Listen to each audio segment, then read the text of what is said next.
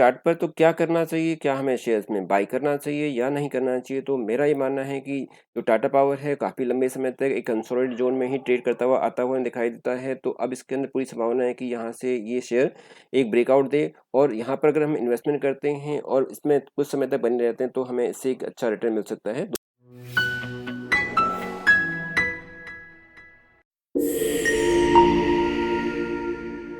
Tata power company limited India की सबसे बड़ी इंटीग्रेटेड पावर कंपनी है। कंपनी कन्वेंशनल और रिन्यूएबल एनर्जी, पावर सर्विस और next generation customer solutions, solar rooftop, EV charging station में विशेष ध्यान केंद्रित कर रही है। कंपनी का साथ ही 2030 तक इंडिया के लार्जेस्ट ग्रीन एनर्जी बनने के लिए उभर रही है। पिछले 1 साल का अगर हम परफॉर्मेंस देखते हैं कंपनी का, तो कोई बहुत अट्रैक्टिव का परफॉर्मेंस नहीं रहा है। कंपनी ने 1 साल में अपने शेयरहोल्डर्स का का जो प्राइस है लगभग उतना ही रखा हुआ है। पिछले 6 महीने के अंदर जो शेयर का प्राइस है वो मुश्किल से 8.5% तक ही इसमें रेज़ हुई है और पिछले 3 महीने के अंदर जो शेयर होल्डर का पैसा है वो 10% तक ही बढ़ा है। तो आज इस शेयर पर हम चर्चा करते हैं और जानेंगे कि क्या अब टाटा पावर कंपनी में इन्वेस्टमेंट करना फ़ायदे का सौदा रहेगा या नहीं। तो बने रहिए मेरे साथ इस वीडियो पर शुरू से लेकर अंत तक, जहां पर हम एनालाइज करेंगे टाटा पावर कंपनी के शेयर पर। Tata power company limited India की एक मीडियोकर कंपनी है। कंपनी का मार्केट कैप्चरिंग बहुत ज़बरदस्त है। 70,855.78 करोड़ का कंपनी का मार्केट कैप्चरिंग है। 52 वीक के हाई और लोगों को देखें तो जो लो था वो 182 था, लेकिन हाई गया था 251 का, जबकि अभी जो करंट प्राइस है 221.75 है। कंपनी एनएससी और बीएसई दोनों ही स्टॉक एक्सचेंज में रजिस्टर्ड है। जहाँ तक वॉल्यूम की बात करते हैं, वॉल्यूम भी कंपनी का शानदार है।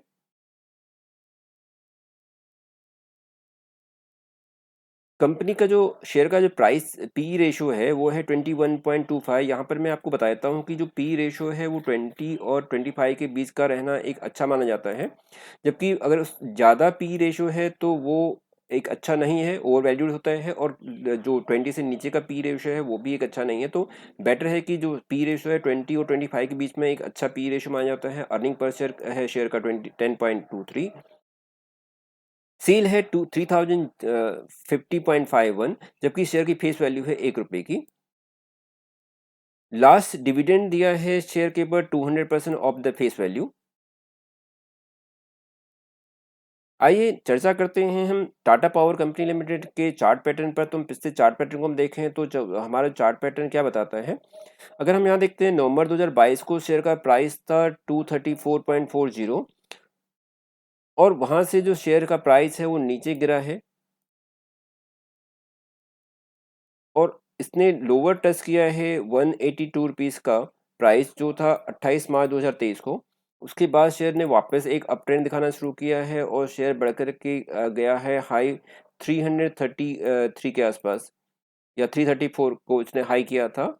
ये जो शेयर का हाई प्राइस था वो था 7 जुलाई 2023 को, लेकिन उसके बाद वापस इसमें एक डाउनफॉल में देखने को मिलता है और वापस शेयर नीचे की ओर आ रहा है।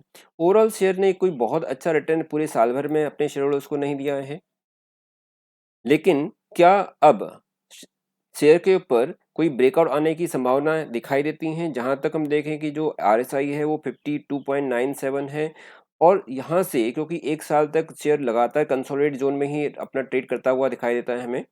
तो यहाँ से अगर हम देखें तो शेयर के अंदर अगर हम इन्वेस्टमेंट करने के बारे में सोचें तो यहाँ पर हो सकता है कि यहाँ पर शेयर जो अब एक ब्रेकआउट देने की तैयारी कर रहे हैं और यहाँ पर इन्वेस्टमेंट करके हम शेयर के ऊपर एक अच्छा रिटर्न ले सकते हैं। शेयर की ओवरऑल परफॉर्मेंस की बात करते हैं तो यहाँ पर जो शेयर का प्राइस था 12 अक्टूबर 2021 को, तो शेयर का प्राइस था 199। यहाँ से शेयर एक अप ट्रेंड की ओर जाता हुआ दिखाई दिया था और 6 अप्रैल 2022 को शेयर ने हाई अपना टच किया था 296 रुपीज़ का। उसके बाद लगातार शेयर ने वापस एक डाउन ट्रेंड दिखाया है और लगातार शेयर में एक नीचे की ओर आता हुआ दिखाई दिया था। शेयर का प्राइस था 21 जून 2022 को, ये था 192 का। फिर इसमें ही ट्रेड करता हुआ हमें दिखाई देता है शेयर। जहाँ तक वॉल्यूम की बात करते हैं, शेयर में लगातार वॉल्यूम बनी हुई है, हाई वॉल्यूम है, लेकिन शेयर की एक एक्सपेक्टेशन जो भी इन्वेस्टर की एक शेयर के साथ, एक बड़े शेयर के साथ होती है, वो अभी तक टाटा पावर ने पूरी नहीं की है। इसलिए कुछ समय से हम देखते हैं कि जो शेयर है वो एक पर्टिकुलर रेंज बाउंड में ही ट्रेड करता दिखाई देता है हमें। अगर मैं यहाँ पर एक बॉक्स को ड्रॉ करता हूँ, तो यहाँ पे दिखाई नहीं देता है कि 25 मई या इसको और हम आगे लेके जाते हैं, तो यहाँ पर हम देख रहे हैं कि ये 16 मई से लेकर के अभी तक जो शेयर है वो अपने एक सर्टेन जोन में ही ट्रेड करता हुआ दिखाई देता है। 220 और 226 यानी 230 को मान के लेते हैं, 220 और 230 के एक सर्टेन जोन में ही ट्रेड करता हुआ दिखाई देता है। तो यहाँ पे पॉसिबिलिटीज है कि अब शेयर में एक ब्रेकआउट आता हुआ दिखाई दे, क्योंकि लगभग 1 साल से शेयर इसी ट्रेड जोन में ट्रेड करता हुआ दिखाई देता है।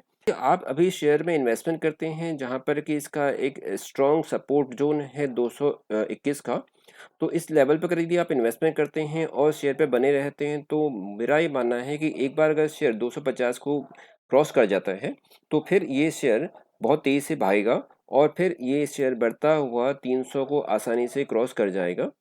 तो 250 तक का हम ये मान के चलते हैं कि शॉर्ट टर्म टारगेट इसका 2 से 3 महीने का 250 का हो सकता है, और उसके बाद यदि 250 को क्रॉस कर लेता है शेयर, तो फिर ये बहुत तेज़ी से बढ़ता हुआ 300 को ही क्रॉस कर जाएगा।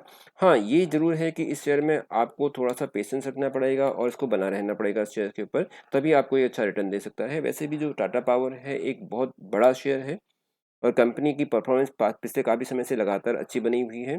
कंपनी लगातार अपने शेयर्स को डिविडेंड देती आई है। 2023 में कंपनी ने अपने शेयरहोल्डर्स को 200% का, 2022 में 175% का, 2021 में 155% का, और इस टाइम हम देख रहे हैं कि लंबी लिस्ट है जो लंबे समय से कंपनी अपने शेयरहोल्डर्स को लगातार डिविडेंड देती आई है। तो कंपनी का एक अपने शेयरहोल्डर्स के प्रति जो डिविडेंड का जो पे आउट है काफ़ी अच्छा रहा है। यदि हम चार्ट को वापस एनालाइज करते हैं, तो 6 सितंबर 2022 को शेयर का प्राइस था 247.35।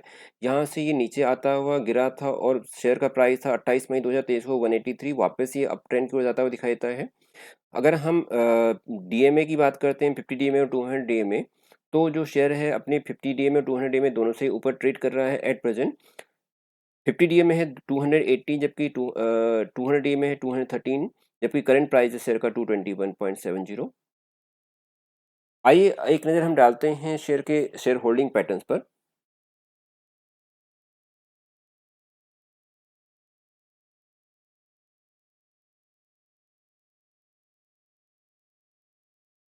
तो शेयर होल्डिंग पैटर्न को हम देखते हैं, तो यहाँ पे प्रमोटर की जो हिस्सेदारी है वो 46.86 है।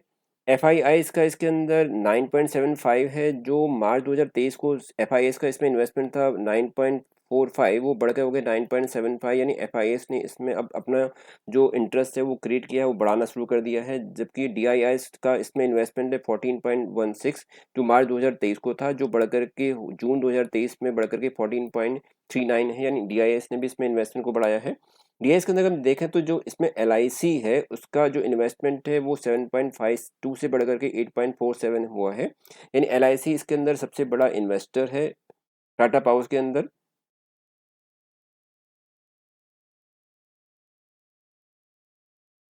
गवर्नमेंट का इसके अंदर इन्वेस्टमेंट है 0.32, जबकि पब्लिक का इसके अंदर 28.48% का इन्वेस्टमेंट है।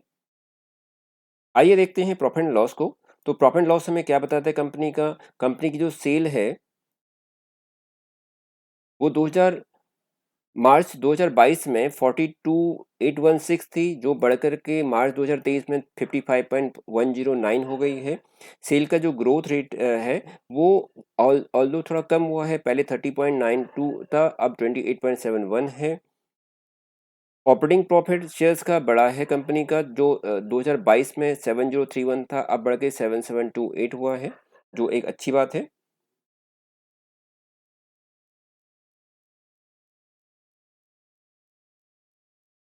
क्वार्टरली रिजल्ट को देखते हैं, तो दिसंबर 2022 और मार्च 2023 का जो क्वार्टरली डिफरेंस है उसको देखेंगे, तो यहाँ पे जो सेल है उसमें एक कमी हमें देखने मिलती है इस पर्टिकुलर क्वार्टर में, जो पहले 14,129 का था 12,454 का हो गया है। एक्सपेंसेस भी कंपनी के थोड़े कम हुए हैं, जबकि ऑपरेटिंग प्रॉफिट में एक कमी आने को हमें कमी आती हुई दिखाई देती है, जो दिसंबर 2022 में 2319 था, अब वो 1928 हो गया है। तो वापस चलते हैं अपने चार्ट पर। तो क्या करना चाहिए, क्या हमें शेयर्स में बाई करना चाहिए या नहीं करना चाहिए? तो मेरा ये मानना है कि जो टाटा पावर है काफ़ी लंबे समय तक एक कंसोलिडेट जोन में ही ट्रेड करता हुआ आता हुआ दिखाई देता है। तो अब इसके अंदर पूरी संभावना है कि यहाँ से ये शेयर एक ब्रेकआउट दे, और यहाँ पर अगर हम इन्वेस्टमेंट करते हैं और इसमें कुछ समय तक बने रहते हैं तो हमें इससे एक अच्छा रिटर्न मिल सकता है। दोस्तों, किसी भी शेयर में इन्वेस्टमेंट करना आपकी अपनी पर्सनल ओपिनियन होती है, इसलिए किसी भी शेयर के पर इन्वेस्टमेंट करने से पहले उसके सभी रिस्क एंड रिवॉर्ड्स को आप ज़रूर जाँच लें, तभी किसी शेयर पे इन्वेस्ट करें। साथ ही अभी मेरे चैनल में नए हैं तो प्लीज़ मेरे चैनल को लाइक एंड सब्सक्राइब ज़रूर कीजिएगा। Thank you for watching.